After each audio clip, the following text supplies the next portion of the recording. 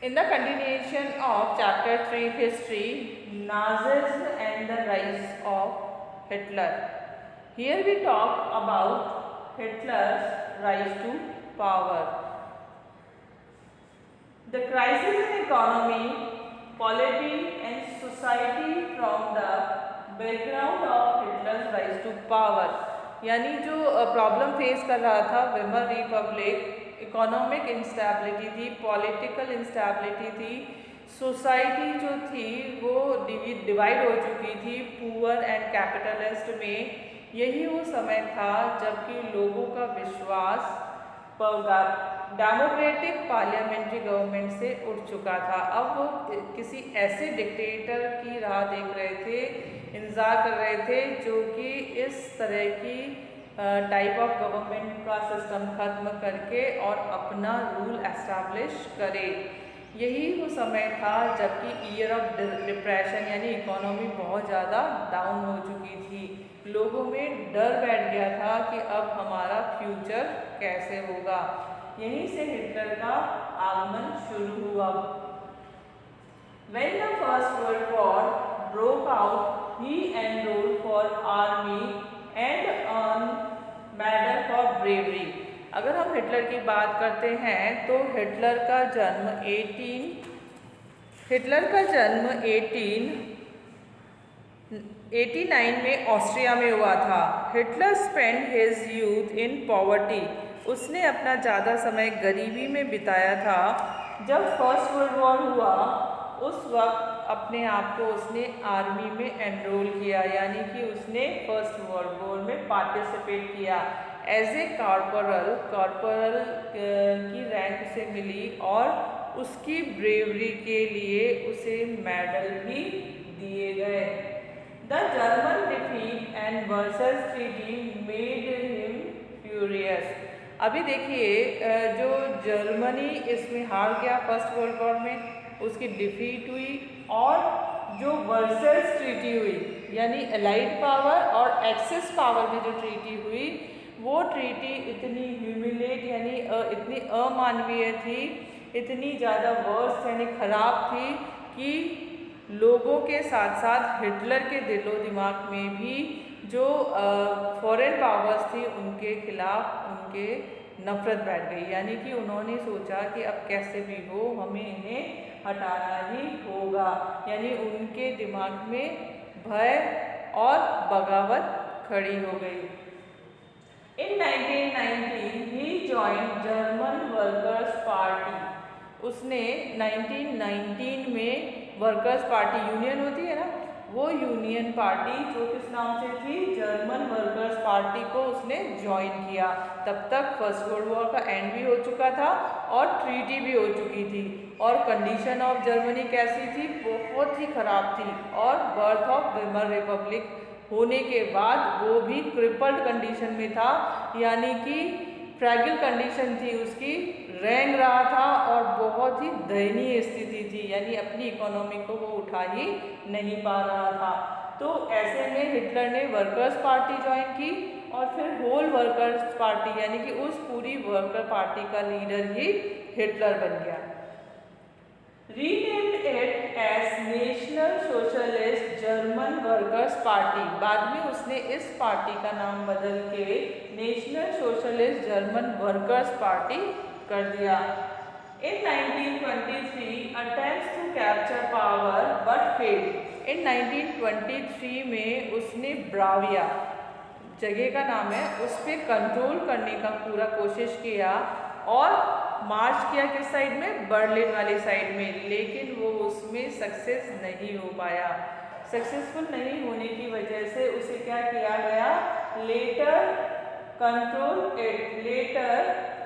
उसे प्रेजेंट में इम्प्रेजेंट for treason देशद्रोह के लिए बाद में उसे, मतलब वो अपना काम तो कर रहा था, एक हिस्से पे उसके कंट्रोल भी कर लिया था और बाद में उसे पकड़ लिया गया देशद्रोह के लिए और जेल में डाल दिया गया।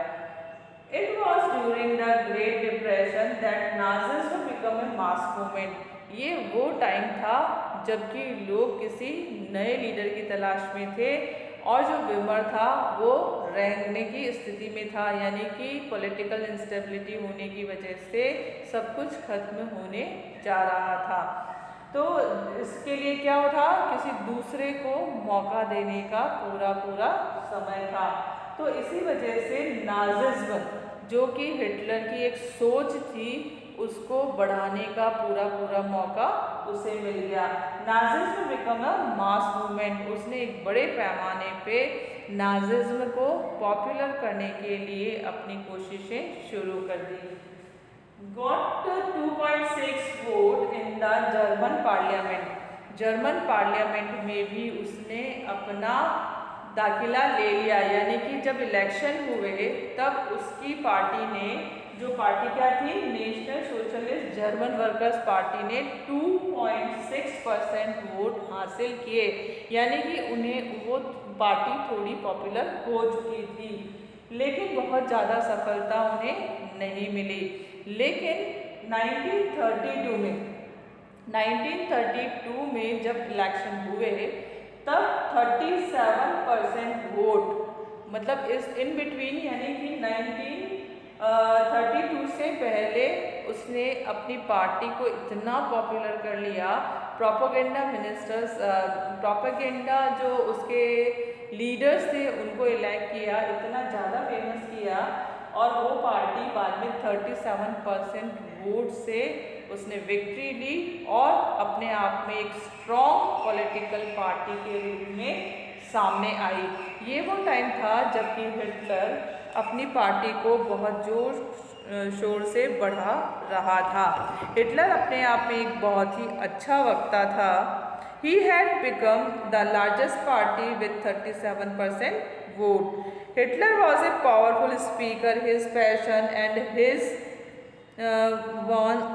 words moved people. यानी कि जब वो बोलता था, जब हिटलर बोलता था तो जाते हुए लोग भी उसको सुनने के लिए रुक जाया करते थे कि वास्तव में ये क्या कहना चाहता है। He promised to build a strong nation, undo the injustice of the Versailles Treaty and restore the dignity. वो लोगों को जब बोलता था तो उसकी बातों में कुछ विशेष होता था। वो क्या होता था कि मैं अपने नेशन को वापस स्ट्रॉन्ग नेशन बनाऊंगा, उसकी डिग्निटी यानी कि उसकी जो सम्मान और प्रतिष्ठा है उसे वापस लाऊंगा, उसकी इकोनॉमी को रिकवर करूंगा, जितने भी अनएम्प्लॉयड पर्सन हैं उनके लिए मैं एम्प्लॉयमेंट गेन करने के लिए एस्टैब्लिशमेंट करूंगा ताकि इकोनॉमी भी रिकवर हो जाए। इसके अलावा जो यूथ है, जैसा आपने पहले पढ़ा था कि फोर्सेस को उन्होंने डिमोलिश कर दिया था, जर्मन फोर्स अब नहीं थी, तो यूथ को भी वो अब नई सेना के रूप में उभारने के लिए वादे करता था, यानी कि वो एक बहुत ही अच्छा वक्ता था। And a secure future of the youth, he promised to weed out all foreign influences and resist all foreign conspiracy against Germany. वो ये बताता था कि मैं उन सभी फॉरेन अफेयर्स यानी कि वो सारे विदेशी हस्तक्षेप जो कि जर्मनी में होते हैं और जो भी षड्यंत्र जर्मनी के खिलाफ होते हैं उनको अपनी शक्ति से यानी कि स्ट्रॉन्ग नेशन बना के अच्छी गवर्नमेंट बनाने के साथ ही मैं उन सबको खत्म कर दूंगा, यानी कि किसी को यहाँ आने का मौका ही नहीं दूंगा। इस तरह के वादे वो लोगों से किया करता था। तो उसने क्या किया कि 37% वोट के साथ वो एक लार्ज पार्टी के रूप के साथ सामने आया और उसने नाजी आइडियोलॉजी डेवलप की। उसके लिए भी वो क्या करता था, कुछ अपने अलग साइन एंड सिंबल जनरेट करता था ताकि उसे देखते ही लोगों को ये पता चले कि ये नाजिज्म है, यानी कि they are belonging to Nazis. Hitler developed a new style of politics. He understood the significance of rituals and spectacles to mass mobilization. Nazi held massive rallies and public meetings to demonstrate a support for Hitler and instil a sense of unity among the people. वो लोगों को जब इकट्ठा करता था तो लोगों को उन साइन और सिंबल के लिए बताया करता था और उन्हें अपनाने के लिए पूरा जोर दिया करता था, ताकि उनकी जो स्ट्रेंथ है, उनकी जो यूनिटी है यानी शक्ति है, वो दूसरे लोगों के सामने आए और सबको ये पता लगे कि जर्मनी अब एक पावरफुल नेशन के रूप में उठ खड़ा होने वाला है। यानी हुआ नहीं है अभी उसकी शुरुआत हुई है, जबकि नाजिज्म अब धीरे धीरे बढ़ने लगा था, हिटलर की पावर राइज होने लगी थी। यहाँ से उसने क्या शुरुआत की थी? यहाँ से उसने एक स्ट्रॉन्ग पावरफुल नेशन को बिल्ड करने के लिए बात की शुरुआत कर दी थी।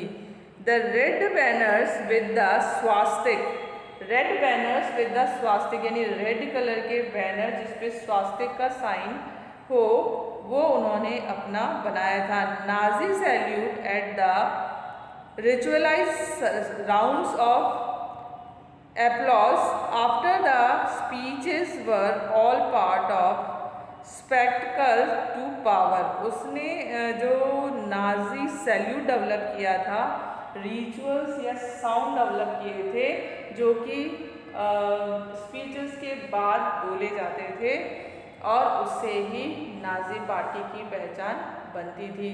तो ये क्या थी? ये शुरुआत थी एक नाजिज्म को स्ट्रॉन्ग और पावरफुल पार्टी बनाने की, जो कि हिटलर ने शुरू की थी।